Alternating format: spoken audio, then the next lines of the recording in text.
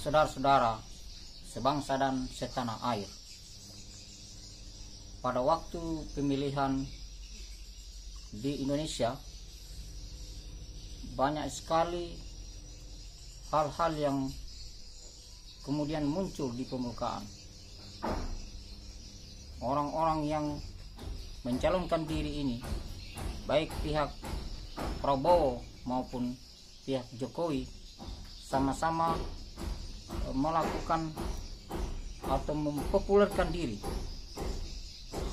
Apa saja dilakukan, apalagi di pihak Prabowo, serang menyerang kepada pihak Jokowi begitu masif, baik itu yang sifatnya positif,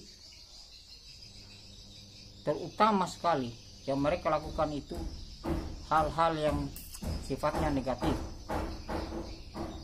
Dan ini terus berlangsung sampai pasca pemilihan presiden. Presiden sudah terpilih, presiden sudah dilantik, masih terus saja terbentuk suatu keadaan, suatu perbandingan antara presiden yang sedang menjabat dengan orang-orang di luar pemerintahan. Tentu saja pihak Jokowi ingin sekali orang-orang ini berhenti, namun hanya sebatas itu. Tidak bisa kita menahan mereka. Harapan kita iya, tetapi sikap dan tingkah laku mereka terus saja merongrong, terus saja mengganggu jalannya pemerintahan. Apalagi di dunia maya, sangat kencang sekali upaya-upaya merusak, upaya-upaya mendiskreditkan, khususnya pemerintahan yang sedang berjalan. Akhir-akhir ini lagi kita dikejutkan dengan lahirnya yang namanya koalisi, ya, yang menamakan kami Koalisi Aksi Menyelamatkan Indonesia. Kalau kita lihat dari namanya, apa sebenarnya yang mau diselamatkan? Apa sebenarnya yang mau dilakukan?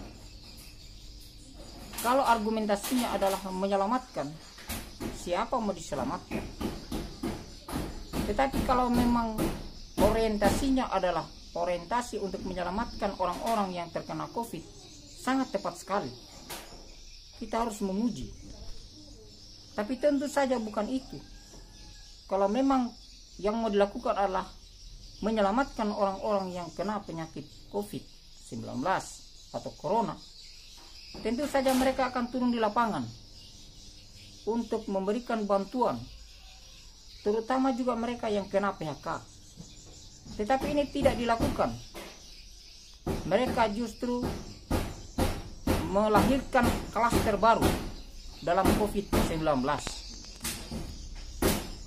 Lahirnya deklarasi aksi atau koalisi aksi menyelamatkan Indonesia. Tentu saja ini agak mengganggu tatanan kehidupan berbangsa dan bernegara. Apalagi yang mereka lakukan ini merongrong jalannya pemerintahan, menganggap bahwa Indonesia tidak selamat. Kalau mereka berkaca kepada kondisi perekonomian, memang dalam kondisi perekonomian, kalau dibandingkan tahun 2019, pertumbuhan ekonomi Indonesia 5,02%. Bahkan di tahun 2018, pertumbuhan ekonomi Indonesia mencapai 5,17%. Tetapi dengan adanya COVID-19,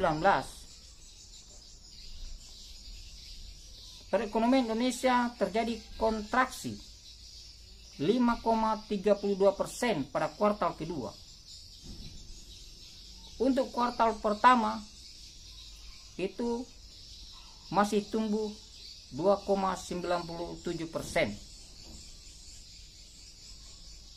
Pada tahun 2020 ini diprediksi perekonomian Indonesia terjadi kontraksi minus 0,4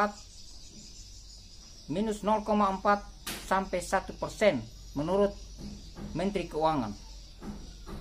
Sementara itu, menurut IMF, perekonomian Indonesia akan terjadi kontraksi minus 0,3%. Itu lebih tinggi dibandingkan dengan proyeksi Menteri Keuangan. Sementara itu, menurut IMF,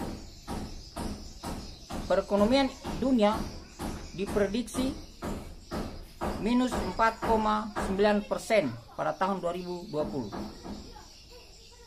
Sementara itu, untuk ekonomi Amerika itu minus 8%. Ekonomi Jepang kontraksi 5,8%. Ekonomi Inggris terjadi kontraksi 10,5%. Dibandingkan dengan negara-negara maju, Indonesia masih aman di minus 4%. Nah, kalau mau dilihat dari segi itu, ya, seluruh dunia ini terjadi kontraksi, seluruh dunia terjadi minus pertumbuhan ekonomi. Pihak istana menanggapi lahirnya aksi koalisi ini, mereka menganggap bahwa ini oposisi swasta. Kenapa dianggap oposisi swasta? Karena mereka di luar pemerintahan. Dan memang koalisi seperti ini ya sah-sah saja. Tetapi pemerintah dalam konteks hari ini maupun dalam konsep perkembangan Indonesia, yang dibutuhkan adalah solusi. Bagaimana menyelamatkan Indonesia, bagaimana menyelamatkan masyarakat dari keadaan PHK, dari keadaan tidak adanya lapangan pekerjaan. Ini yang harus mereka bantu. Tetapi tentu saja bukan itu yang mereka harapkan. Mereka ingin menunjukkan eksistensi diri mereka. Dan itu sah-sah saja dalam demokrasi. Tapi apakah itu lebih penting deklarasi daripada melakukan, daripada memanifestasikan, daripada melaksanakan, daripada memberikan bantuan? Tentu saja memberikan bantuan itu adalah solusi yang kita harapkan bersama. Beberapa waktu yang lalu, sepasca deklarasi koalisi aksi menyelamatkan Indonesia, mantan atau bekas relawan Jokowi Ma'ruf Amin juga mendeklarasikan organisasi yang namanya Kerapatan Indonesia Tanah Air.